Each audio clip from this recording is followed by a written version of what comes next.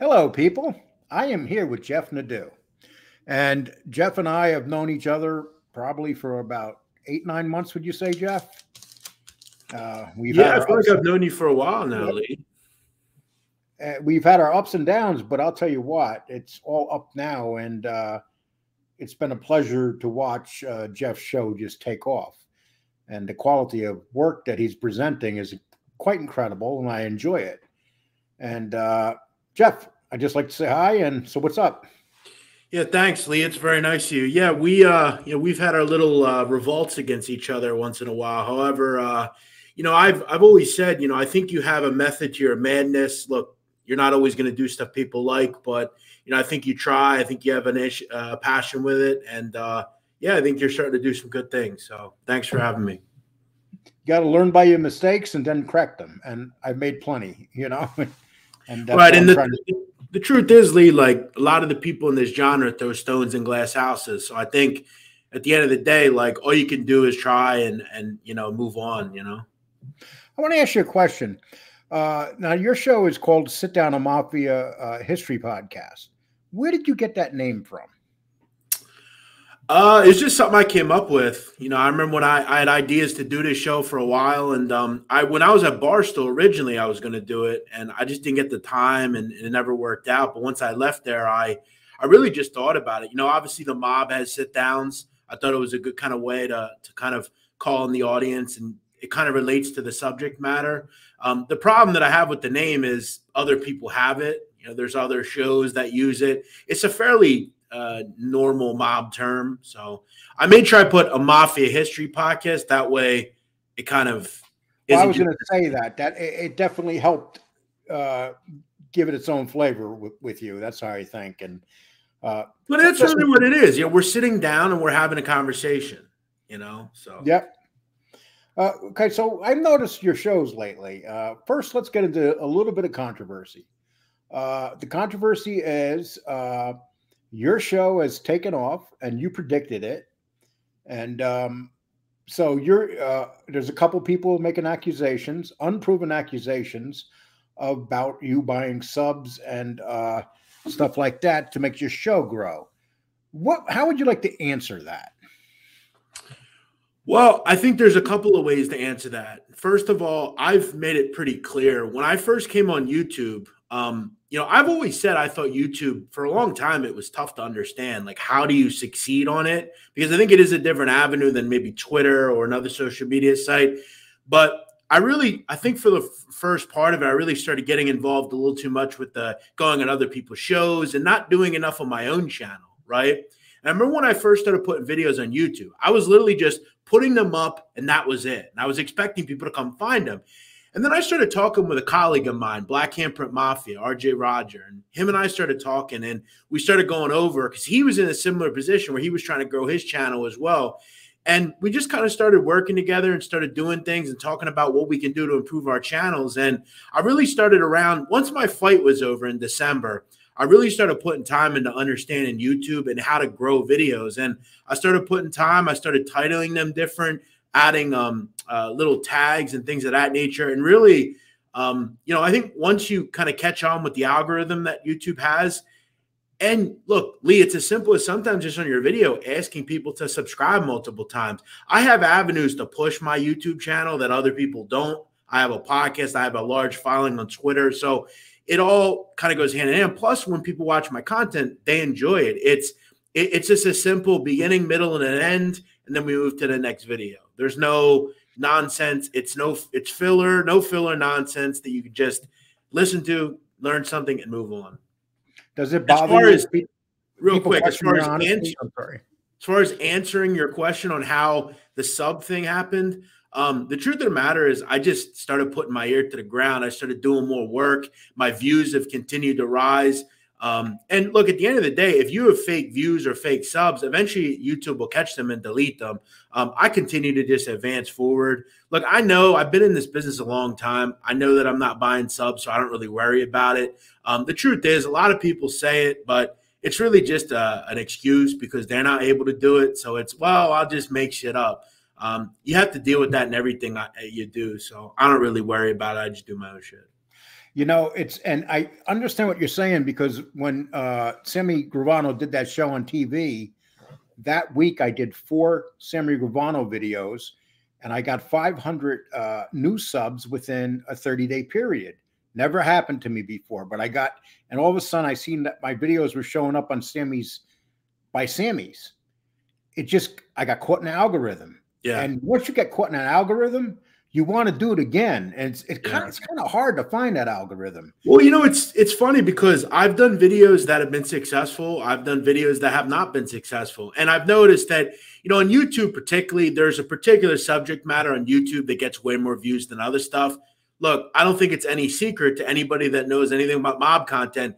When you use the word Gotti, you use the word Gravano, you use the Philly mob, you use Joe Messino, use big names, they're going to get bigger views. People want to hear stuff about those people. I've also noticed that, even videos not about big people have gotten views, but then there's views that I think will do really well and they don't get a ton of views. So it's really interesting. But yeah, once you get into the algorithm, and the algorithm is very real. If YouTube can see that your videos are catching on, they're going to make them public to a lot more people. And, I've been lucky, like some of the stuff I've talked about, like I did an interview with that guy, Robert Rosso, and I think him and I helped each other because what we were able to do is cross-pollinate. I was able to get into the prison genre, and people that listened to that wanted to hear our show. And then people in the mob genre wanted to hear Robert's story. So we were able to kind of help each other. And I think that's important to do. So I'm always looking at ways to grow my show. So, I'm not surprised it succeeded because other things I've done have succeeded. So, I've done, as I've said time and time again, I've learned from the best. You got to understand, Lee, I learned from people like Dave Portnoy, who are the kings of media. They've taught me how to, promote stuff and to get my name out there and to get a fight where I made all the money that I made. Like, that's not easy to do. And I was able to do that because we were able to sell it, Lee, and whether sometimes I think it's important that people just shut up and listen. I'm not saying I'm the best at this, but I'm decent at building shit. And I feel like that's why my channel has succeeded. It's not because I had to fake it. If you know me, Lee, you know that I care too much about my work to ever buy and go the easy route. The people that say I bought subs they just can't do it. They're stuck in the same wheel, and now it's, oh, well, I'll just make shit up about somebody else. Well, that's why I asked you the question, because I knew you'd take it head on, and I appreciate that answer. So I've noticed also what you're doing is you're doing some pretty controversial videos. And what I mean by that is, like, in this genre, people kind of walk on eggshells not to upset certain people. So do you find that as an issue? And when did you decide that, look, I'm just going to put up what I want? Okay, I'll give you an example. Gene Barillo. You did a video on Gene Barillo. It did very well. And a lot of people say, well, why are you associating or doing something on a rat? But that's who people want to hear about.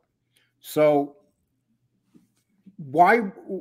I mean, are you at the point now where you're just going to do a video you want to do and it doesn't matter what other people think? Well, the thing is, like, some of the videos that I truly want to do, like, aren't as popular. There are some videos that are really popular that I want to do that end up being successful. But I do videos because I find them to be interesting and I find them to be part of the history of the mafia. And look, for instance, when it's talking about Gene Barillo, whether you like Gene or not, unless you're lying to yourself, you can't tell me that Gene wasn't kind of an interesting individual. I mean, he was involved with some interesting people. Look, I also have called Gene out for some of his behavior, and I've talked about that in a video I did. I talked about debunking some of the things that Gene's done. I don't have a relationship with these people. Okay, I don't have a relationship with members of people's families. I don't have relationships with informants. I tell their story, and it's your job. I don't judge or anything. I don't dislike or like them. I'm not in these decisions, and that's why I don't ever judge them. I don't like what they did. It's not something I would probably do if I was in that life, but I'm not in that life, so I don't judge anybody. All these people are different. I get why people attack them. That's their prerogative. I'm just going to tell different types of stories. Now, I recently did a video on some of John Gotti's behavior in his personal life. The truth of the matter is, I mean, I found it interesting. He's talked a lot. His wiretaps are out there. His prison stuff is out there. It came from his mouth. So I felt like analyzing that was interesting and important, and it had relation to the subject matter. I'm not in this to make friends. No offense. None of these people pay my bills. They don't grow what I do. I really don't care what they think, quite honestly. You know, it's not. I'm not here to make people happy. I'm here to grow my channel and grow what I'm doing. And we're all about, you know, the bottom line at the end of the day. And, you know, the people that don't like what I'm doing, there's a reason they don't like it. They want people that are willing to, you know, kowtow to what they want. And I don't work for nobody. So I'm not going to ever do this or do that. Now, that being said, Lee, you know, if, you know, Jimmy Calandra, any of these people, you know, they have open invites to speak to me. I'll help them and they'll help me. It's that simple. I'm not some little channel anymore. I can grow people, whoever it is. They're glad to come on my show. They have an open invite as long as they don't answer the questions. A lot of these people don't. One of the things, like a Gene or some of these other guys, they are willing to answer. And I find that to be respectful, regardless of whether I like or dislike them.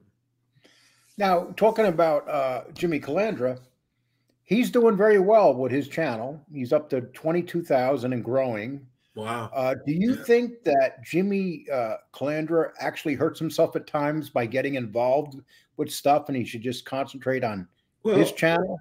Well, you know, I think all these people, like, I'm not going to tell them how to behave. You know, they're grown men. You know, if they want to defend themselves, that's perfectly fine.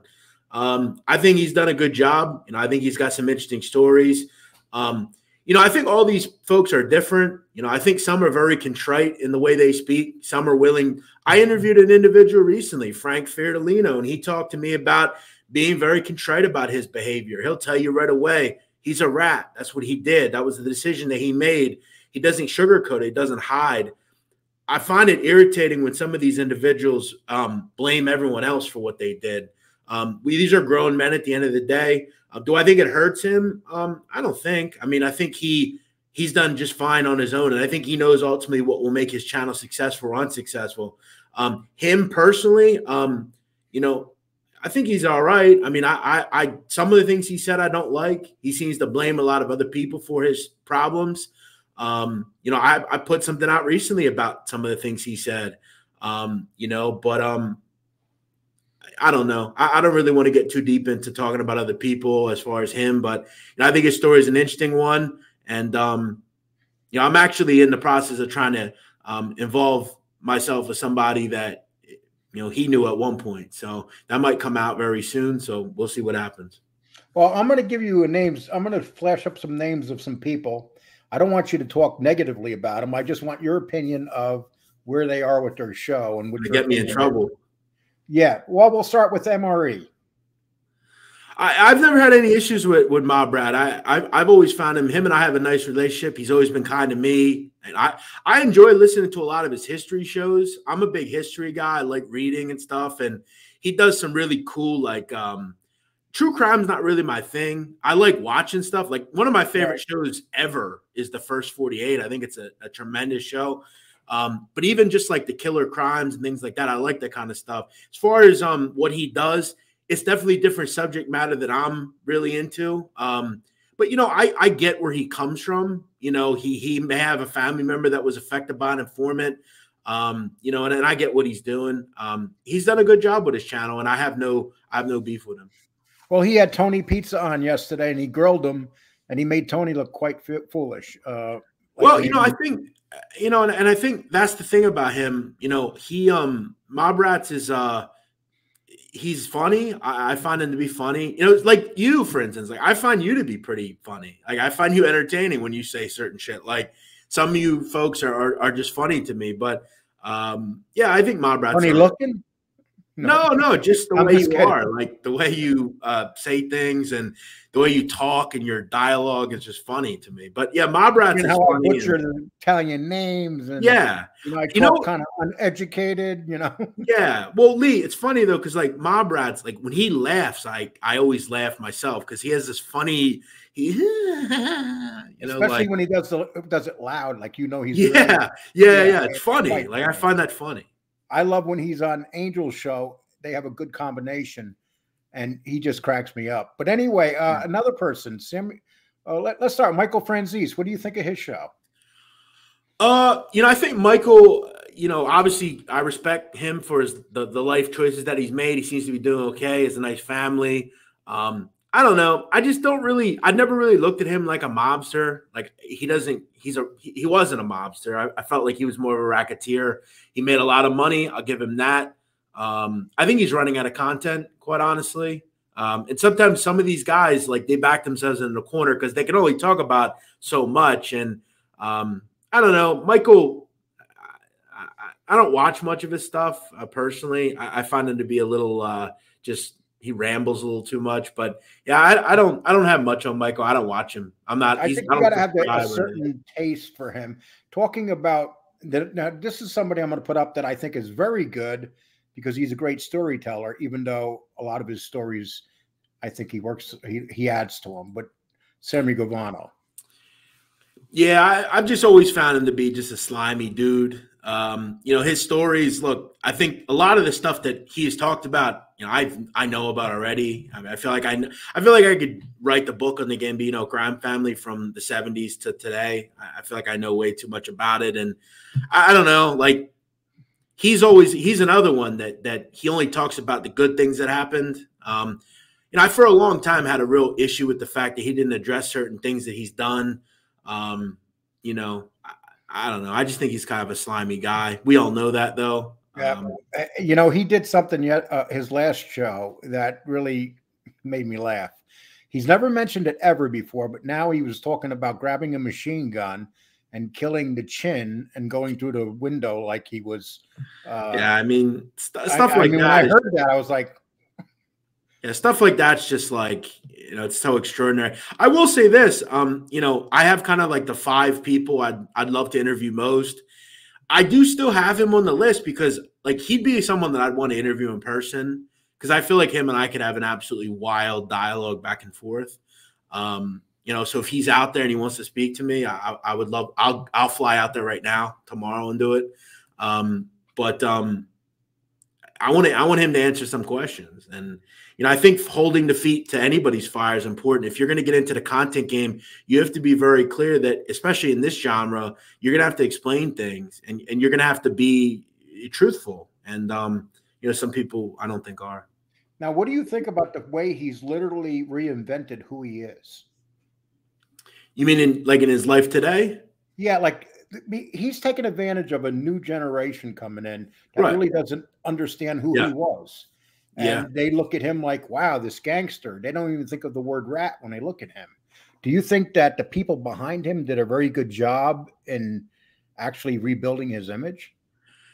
Yeah, I think so. I mean, there are obviously the old school people that know what kind of slimy guy that he is. But, a lot of those guys have done that. There's a lot of people in this country that, if they saw like John A. they would be like, oh, that guy's a stone cold gangster. Like he enamorizes the word gangster, but he's not. I mean, a lot of the stuff he says isn't factual, but I definitely think they did a good job. I mean, he is very popular, and whether you love or hate a lot of these people we've talked about, whether it was Gene or Michael or Sammy or Jimmy or any of these people, they move the needle. And I think the biggest thing you have to understand about content is you cannot have personal relationships with these people because you start to really poison your mind. You don't do content because you don't want to upset them. I don't give a shit about anybody's opinion. Okay. And the truth is, I'm not going to not do a piece of content because you or 3 or 4 people don't like it. I'm not worried about people's opinion about me. I'm going to do content that I can prove and I can put out there to the public. And as far as people like Borello or John A. or Sam or any of these people, whether you love them or hate them, they move the needle and they're a part of history, whether they were inconsequential or not. I've always said if John A. was surrounded with, another gangster, he wouldn't be as popular. He just happened to be around the Gotti Jr. faction at one point. Well, I remember when you did your video on Gene Borello, he called me up and he said, hey, Lee, can you get a hold of Jeff and tell him that I really liked what he did? And I thought he was going to call me up and say, well, that was a hit piece. And it was it was a very accurate piece. And that's what people don't realize about Gene Barillo. They think that he wants to pretend that everything he did was right, but the guy knows that a lot of stuff But he did. Lee, the thing is, like, and this is where like this genre really has polluted this whole thing. Like, I don't have a personal relationship with anybody really. Like there are people like you or mob rats like that I find to be compelling. You know, I find all you to be compelling. You know, I don't know any of you personally. Like you're not people that I've ever met. The only person I've ever met in real life in this genre is Black Handprint. Him and I are actually friends. We go out together. We have drinks together. Like he's a friend of mine. But like Right. I don't, again, like or dislike Gene Barillo, but there is a huge faction of people, not the 100 or 200 people that are in this mob tube space, that are in these chat rooms. There are a lot of people that don't consume that stuff, that just want mob history and want to hear stories. So I think we have to remember that some of the people that we're dealing with in these chats, there's just a super small percentage of this base. And you know, a lot of people, quite frankly, want to hear from rats. They want to hear from non-rats. I interviewed an FBI agent, Lee. I've interviewed a guy that has been in prison. You know, there's all sorts of people that are part of this business. And, you know, all the people that don't like what I'm doing, they're welcome to come on and explain what their issues are. I don't look at myself as a mob tuber. I want to be a journalist someday. I want to be a podcaster. I want to have the biggest show in this genre. I have a pretty good one now, but I got to keep growing. And you know, eventually I'll get there. Okay, here's another name, and take it as you want. Angel Gotti. Now, she has her show, and she has a good rapport when she has MRE on. And you know, you have some issues with Angel every once in a while. What is your opinion of her? That's the thing. I have no personal issue with her. I don't know her very well. You know, she's not a fan of mine. And that has a lot to do with the fact that she doesn't feel that the info I put out is credible. Now, the truth is, every piece of information I put out has been proven for the most part. The one video I did recently, it literally came out of his mouth. Yeah. Like I've always said, just because you don't agree with it does not make it untrue or true, right? And you know, I guess for me, I don't feel like I do anything different than she does. She gets people off of her last name as well. Like nothing what I do is different. I do videos on all sorts of people. You know, you look at my library. I have Gotti videos. I have videos on people nobody knows. Like, I don't just talk about the Gottis. They are compelling. There are a lot of parts about John Gotti that are compelling. Some are good, some are not good. At the end of the day, though, we have to know John Gotti for who he was. He was a psychopathic murderer. At the end of the day, that's what he was. Was he regal? Yeah, he was interesting. Sure. Was he a good father? I don't know. He wasn't my father. He seemed like a nice dad. I don't know him like that. But she has to understand that there are people that do this. This is what we do. I'm not doing this because I have an issue with the Gotti family. But yeah, do I have an opinion on hers? She seems like a nice lady. I mean, she seems very, very kind, but she's also led brigades that have allowed people to say horrible things about me that, you know, I'm never going to bring up because I can't prevent people from talking about me. I try to do my best and tell the story. I've asked her multiple times to come speak to me. She's declined. So, you know, and again, Lee, here's the thing. She's made comments about some of the videos that I've done. If she can bring proof that it didn't happen or another version, I'd be glad to share it. But she's failed to do that. So it's no personal. That's the problem with this genre, Lee. People think that if you do a show about something, you don't like that person. I don't have any personal relationships with these people. I don't care about hurting their feelings. If they don't like what I do the videos I want to do. It's that simple. Okay, I got two more names, then I'm going to jump off to another subject. Right here, Tom Lavecchia. I don't know why he's getting a ticker, but he is. I'm got a ticker. How about that? What do you think of Maybe Tom? His time is ticking, Lee. What do I think of Tom? Well, look, I'm always real at the end of the day. I think Tom should go more into like another genre personally. I think he should go into like business or something like that.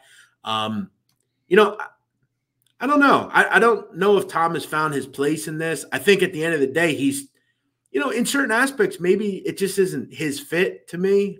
You know, I try to be honest. I feel like he would be a great host with like kind of what he was doing.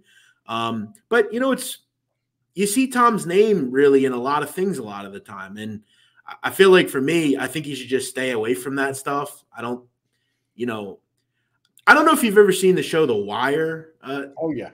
Lee, but there was a character in season 1, Wallace, and he was this kid that like really didn't belong in the drug game. Like he should have been doing something else, going to school or something. And at the end, they had to take care of business with him. And the one guy said to him, you should have stayed down in the country where you were.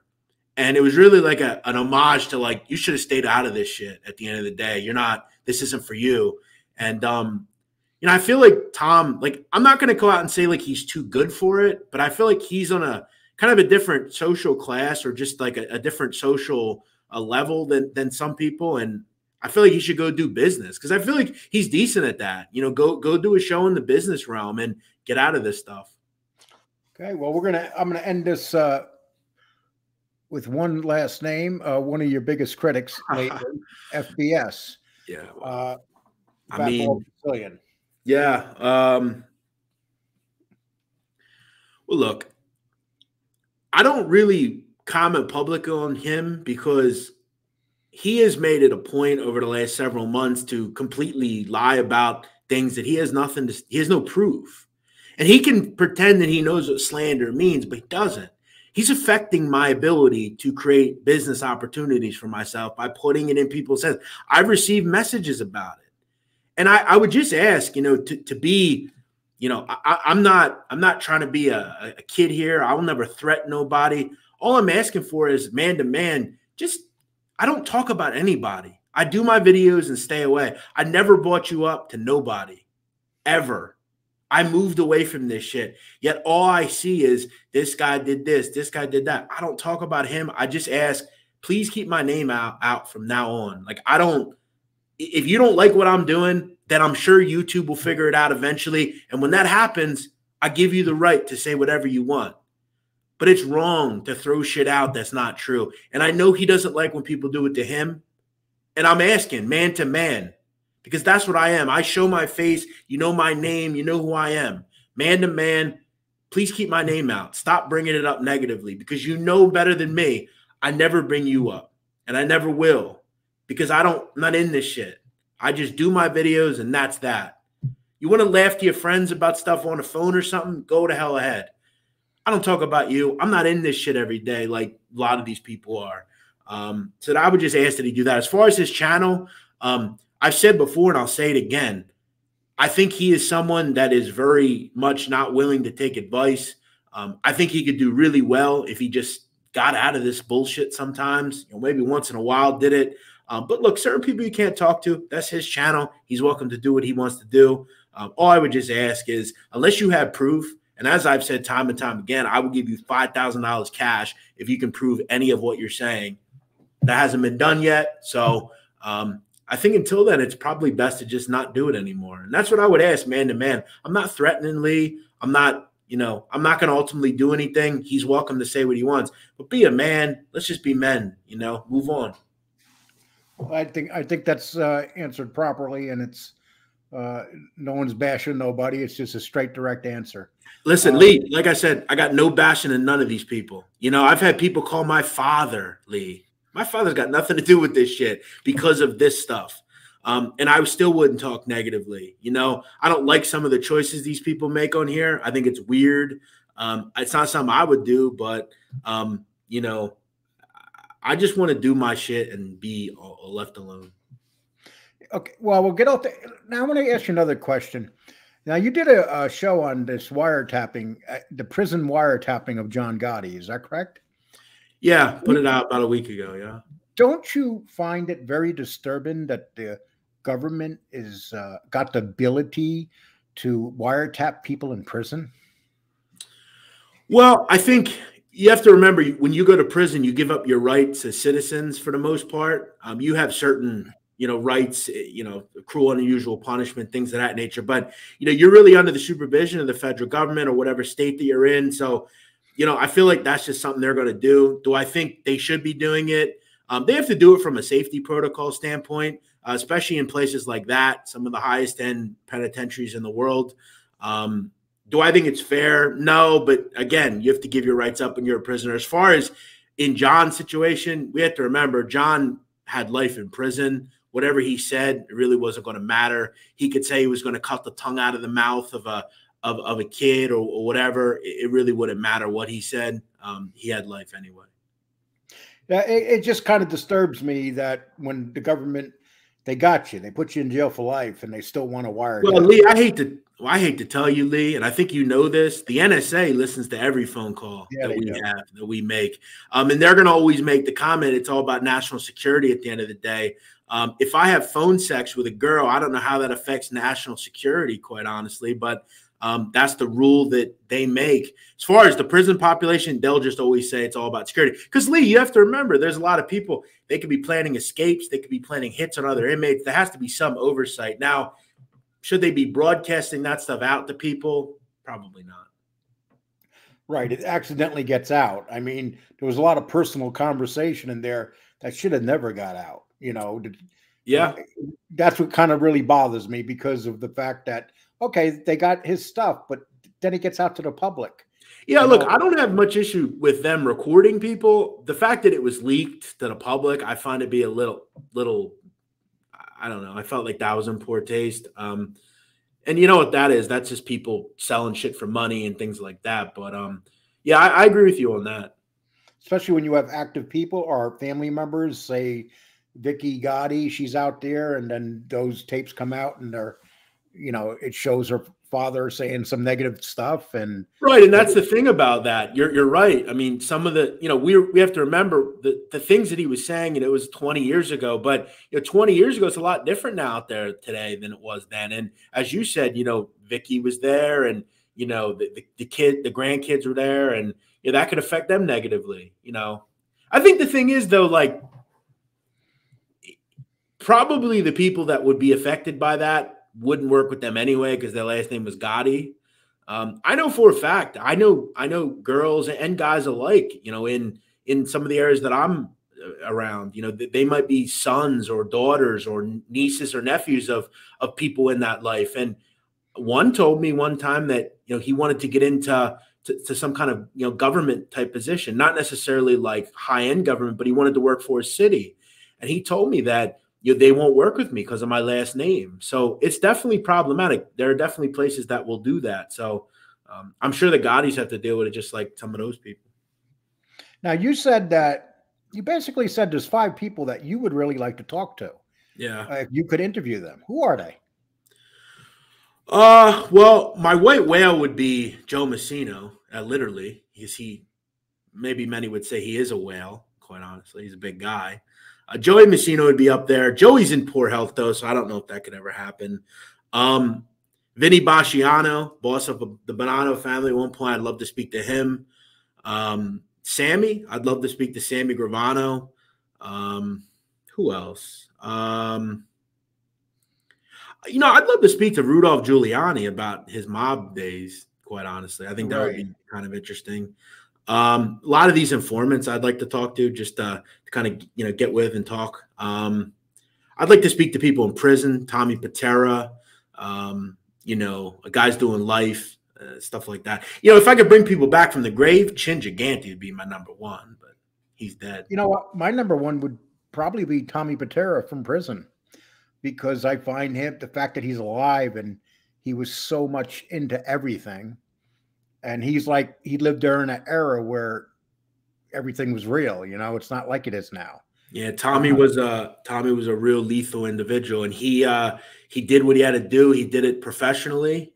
Whether obviously we don't agree with his method of work, but he did it. He was effective at doing it, and he's been away a long time. Jim Coonan would be one I would like to speak. Jimmy's still alive. He's in his 80s. People like that. Lee, I find it's funny I'm talking to you, because I find old people very interesting. You're a little young, quite honestly. I've always had an idea for a show, Lee, and this is obviously something totally different than Mob 2, but I've always wanted to do a show where I just interview people 90 and above, and I'd like to just hear their stories, because you have to agree. in 28 years from now, I'm going to come back and talk to you. Well, that'd be great. I hope you're still around, knock on wood. But, Lee, wouldn't it be interesting to interview someone that's 100 years old? Think of all the things they've seen, It's if you go back, if you go back on TV and you watch some of the old shows from like the 30s and 40s, and they talk to the people that fought in the Civil War, yeah, I find those fascinating interviews. You could actually find them on YouTube. There's a guy, I think I know the channel you're talking about. It's called Life in the 1800s. And there's this guy that found these like old tapes and he's like refurbished them. Exactly. And yeah, there are people that were slaves. There are people that they saw Abraham Lincoln be murdered, like all this stuff. Yeah, I've seen the one with the Abraham Lincoln. Yeah, it's like some really old guy. He was like 5 years old when it happened, and this was in like 1930. He was like 90. So it's like, how old was he? Yeah, that's pretty amazing. Okay, so right now, what do you think? I'm up and down in this. What do you think the state of the mob is now? Yeah, it's funny because I've had conversations with people where we've kind of had differing thoughts in this. I think there's probably 8 or 9 families that we can call families now. And when I say a family is not a couple of guys that were active 20 years ago that are still alive and 80, 90 years old. A group that is still intact, that is still doing things. Obviously the 5 families in New York are still around. Chicago, Detroit, Philadelphia still got some people. But outside of that, there's just really not a lot out there anymore. The mob is, you look at all the rackets they were once in, let's say in the 80s or 70s, extortion, nobody's extorting people anymore. Most big box stores are now involved. Go to a small town in America, Lee, there's not a lot of little mom and pop stores left. No. You look at bid rigging and unions. I guess there's still maybe a little involvement there, but not much. Bookmaking. Gambling's legal in 17 or to 20 states now. So that's really dried up. The drug trade has been dominated by Black and Latin gangs at this point. They're not a big factor in that anymore. And who the hell wants to get involved with drugs?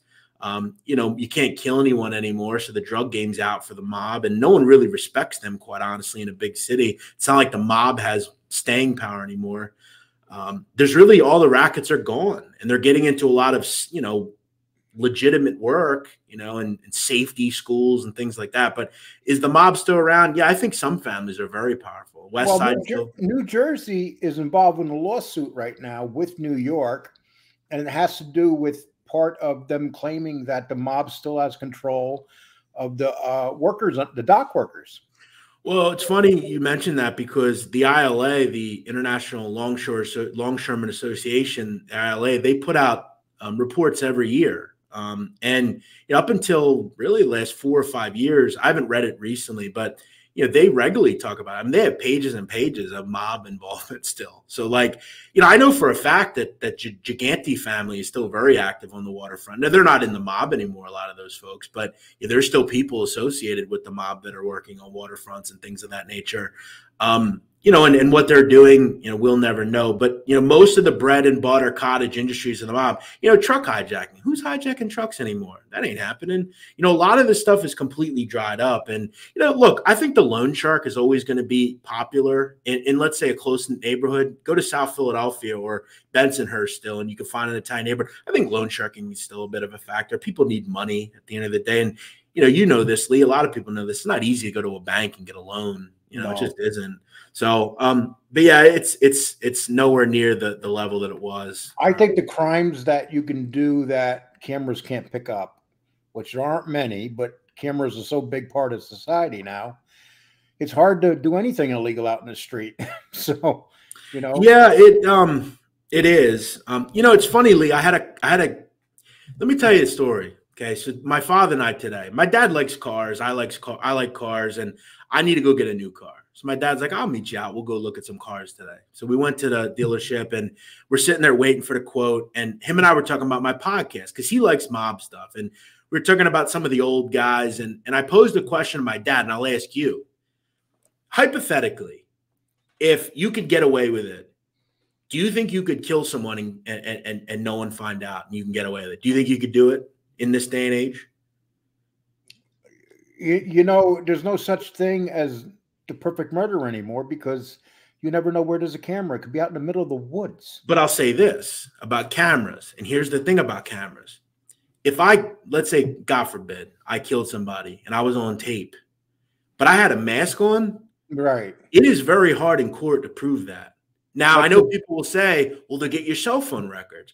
Well, let's say I don't have a phone on me and I walked to do it.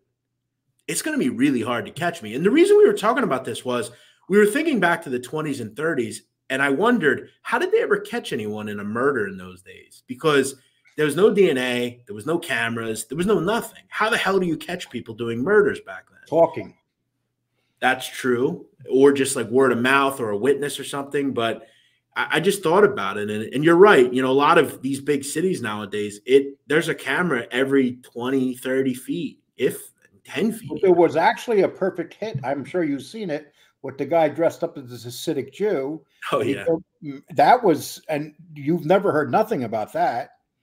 I mean, yeah, I think you have to really, you know, and look, we're talking hypothetically. Obviously, right. We're not going out and doing this stuff, but you know, I think you could still pull it off.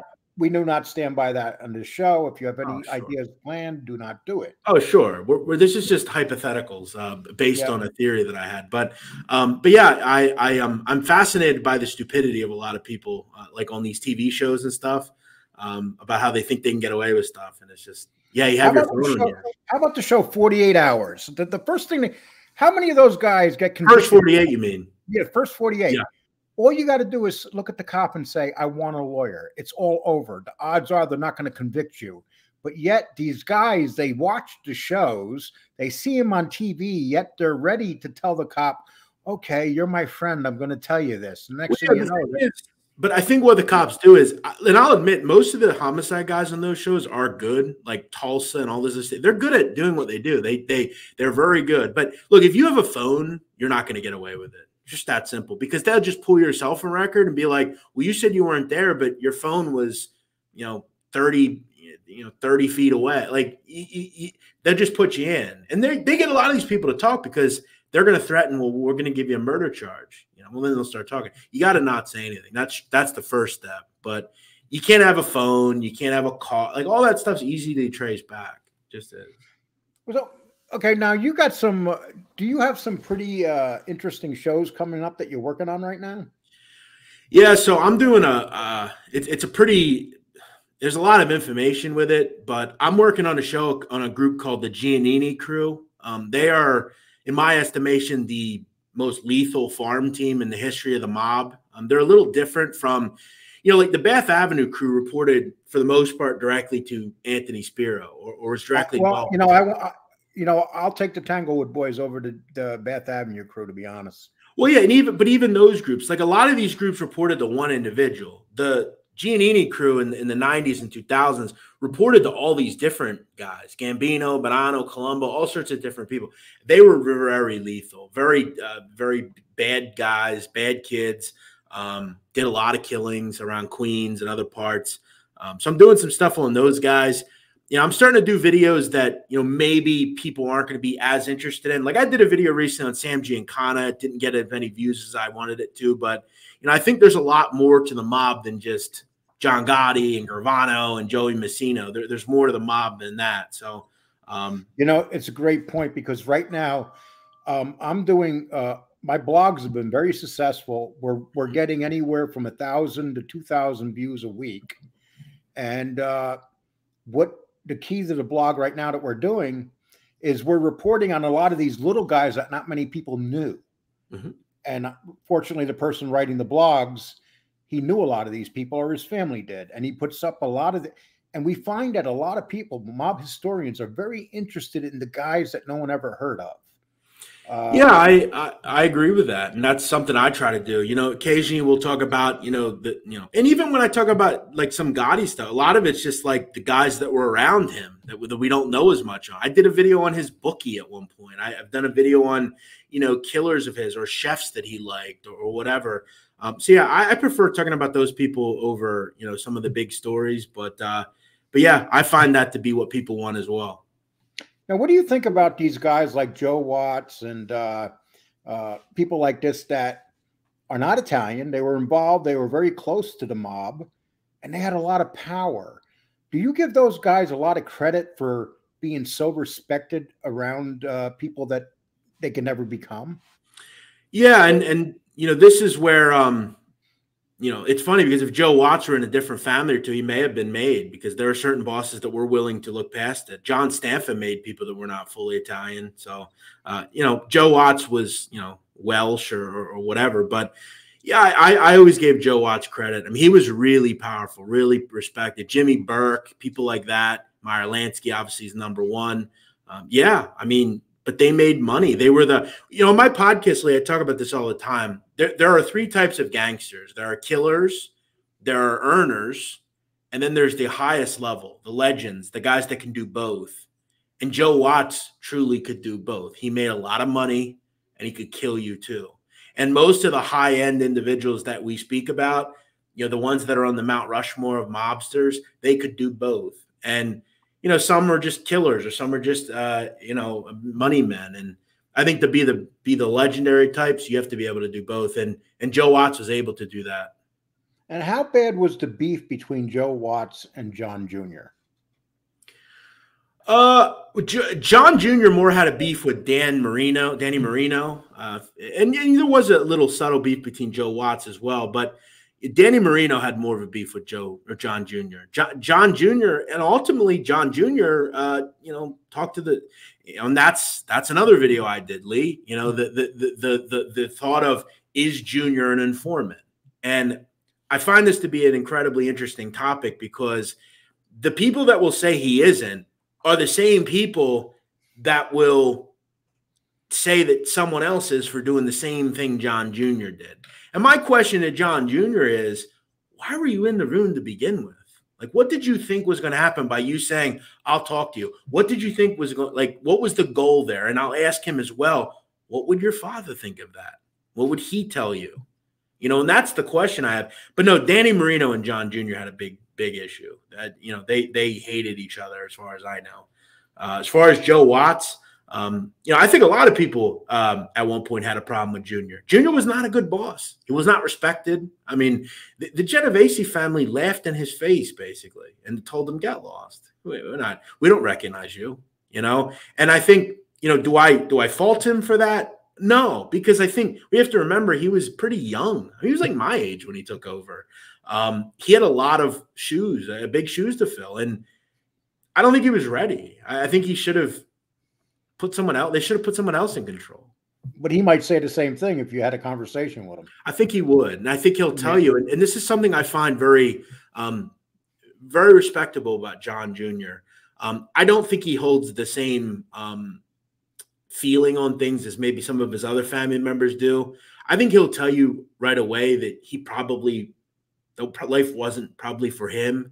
He said it before. If his father wasn't in the mob, he wouldn't have been in the mob. I think he thrust his way in. I'm sure growing up, I'll admit, if John Gotti was my father, I would probably want to have been around him as well. He was a very interesting guy. He seemed lovable. He seemed like someone you'd want to be around. I even know my own dad. There were times when I wanted to be around my dad, and I can understand. Am I capable of doing what my dad did for a living? I don't think, so I get it to a fault. And I think he'll tell you now that he probably wasn't something he wanted. Well, I'm going to try to finish this off with something along what you probably would like. The mob and the topless bar industry. Well, actually I was reading a great story, and I was thinking about doing something on this. The way the mob controlled the high-end entertainment bars in Manhattan, and there's still room. Actually, I know one that is still controlled by a certain family. I'm not going to say who because I know the guy.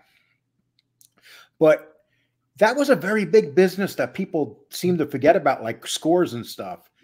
Well, it's funny that you bring this up, Lee, because a lot of my catalog, I've done 3 or 4 different videos on the mob and their influence in not only strip clubs, topless bars, but the X-rated film industry. Times Square in the 70s was a den of iniquity for anything. They catered to everyone, Lee, and people like Robert DiBernardo, Michael Zaffarano. These people were integral in different families in creating Matthew Ianiello, Matty the Horse. I mean, he was the king of Times Square. And, you know, a lot of people don't realize how big the adult industry is, right? Because you have your topless bars, you have bars, you have strip clubs, you have sex shops, you have toys that you can sell, you have movies, you have gay clubs, lesbian clubs, trans clubs. You have so many different ways to make money. And those places were havens for mobsters. And, you know, you look at, you know, the strip clubs, for instance. Yeah, I mean, to this day, Scores, Penthouse, the Gold Club, all those had mob influence, even until recently. I interviewed a guy, Lee, on my show called Jack Garcia. He was a federal FBI agent, and he infiltrated the Gambino family and infiltrated a guy named Greg De Palma. De Palma worked in the Gambino family, and he and his son were extorting Scores, the gentleman's club. So, and that was very much up until recently. I'm doing a video coming up, Lee, on the mob and gays. They were very involved in opening queer and gay bars in the 70s and 80s. The Stonewall Inn, the Gilded Grape. I mean, all those were gay clubs, and they were run by the mob. The mob has had incredible influence in the adult industry. And I'll leave you with this. Carlo Gambino was very involved in the gay club industry. He had an individual that worked for him, Eddie DeCurtis. He was huge in the adult entertainment X-rated film industry. And yeah, that was the golden age for the mob. They made tons of money downtown. Well, there's a club out in Las Vegas called the Sapphire. Oh, yeah. They had one out here in New York, and then it got forced to close down, and it's just reopened a couple of days ago. And it's called the Sapphire on Times Square. It's literally in Times Square. So it makes you wonder who's running that thing. And, you know, because the Sapphire still is open in Las Vegas. And, you know, I just found that whole story pretty fascinating. But there's a video I did, Lee, on it was a video that I just really wanted to do. It wasn't as popular as some of the others, but I talked about in Seattle, Washington. You know, was there ever a mob presence in that city? And I got to know this guy that for like 40 years ran the strip club business in Seattle. Frank Colicurcio was his name, and he was an Italian guy. And I had really kind of found out that there was no actual mafia family. They had no connection to anyone else. Nobody was taking anything from them. It was just a bunch of Italians that ran strip clubs. And that area, Frank Colicurcio had really just went to multiple different states, Alaska, Hawaii, Arizona, all these different places, and put his people in place, and they ran the strip club industries. And if somebody got in the way, they eliminated them. It was pretty simple. And yeah, most of those West Coast spots are probably still connected to crime people, crime bosses, the Asian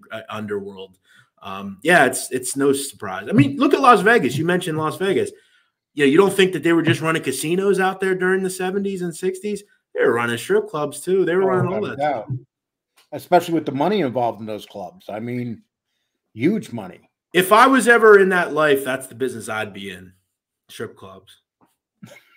That's why I brought it up. I figured you get a kick out. It's funny, Lee, because it's really, and this might be surprising to a lot of people. I've only been to one strip club my whole life.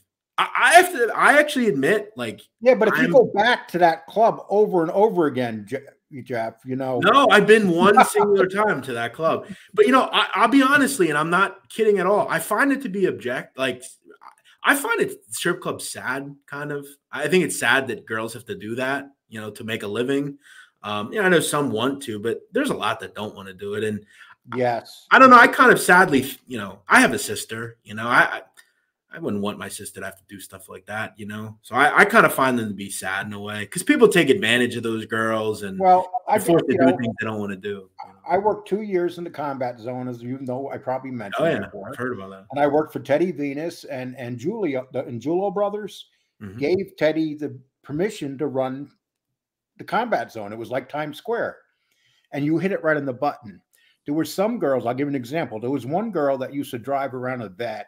And she was a college student. She'd come in on the weekends, make a ton of money. We'd never see her again. Yeah. But there were other girls who had guys bring them there, and the guys would wait for them to leave at the end of the night. and they lived a sad life. So you're right. There was like a mix there. Some girls were able to handle it, and then most couldn't. Most were. Yeah, and that's the problem. Like, if you're just kind of the average girl in the strip club, there's going to be girls that are making more money than you. You may have somebody overseeing you that takes your money. It's just a sleazy business for the most part. Let me ask you, you mentioned the Combat Zone. Are you talking about in Boston? Yes. Yeah, so I did a show on my podcast about John Martirano, Boston Gangsters, affiliated with Whitey Bulger. He was Whitey Bulger's hitman. His father owned the bar in the Combat Zone for years, and I know he hung out in that area. Well, I worked there for 2 years for Teddy Venus, who ran 90% of the bars there. I worked at a place called the Boston Bunnies, and I was just a kid looking for a job. I got a dream job of my life, and it's just one of those things.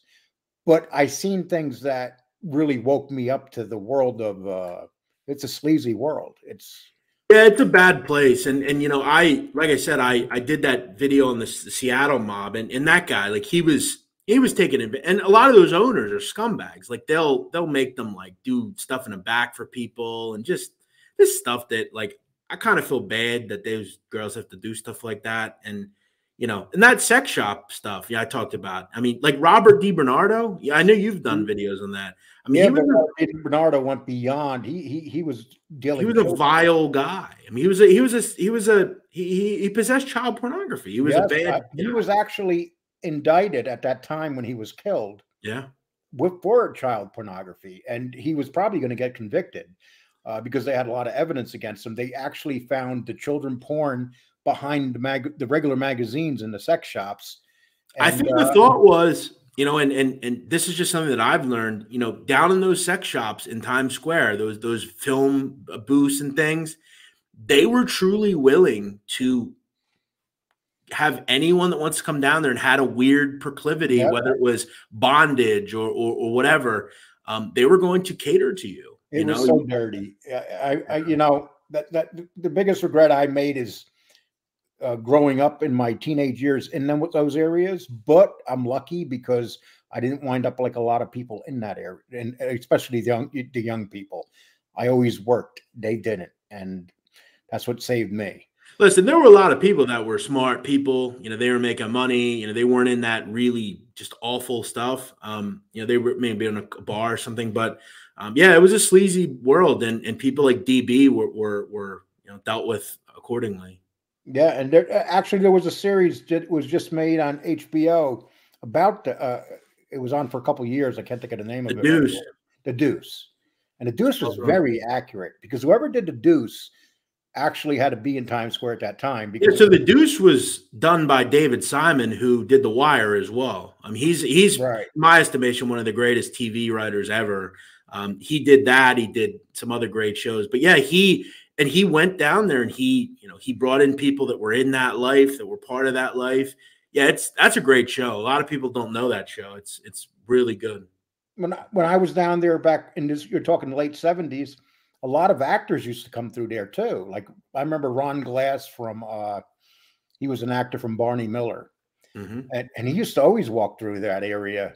And not to say hi to people, he was hunting, if you know what I mean. We know, Lee, a lot of people don't also realize that one of the reasons the mob was involved in gay clubs is they used it as, because in those times, it's not like today where being gay is much more acceptable. In the 50s and 60s, being gay was not good. I mean, for most people, they looked against that. And there would be people that would talk about in those clubs, they would have doctors, they would have very distinguished individuals that wanted to be somewhere where they could be themselves. And what they would do is they would go up to him and say, listen, we're going to fucking extort you. If you don't pay us, we're going to tell everybody about your thing. A lot of people believe J. Edgar Hoover, the FBI head of everything.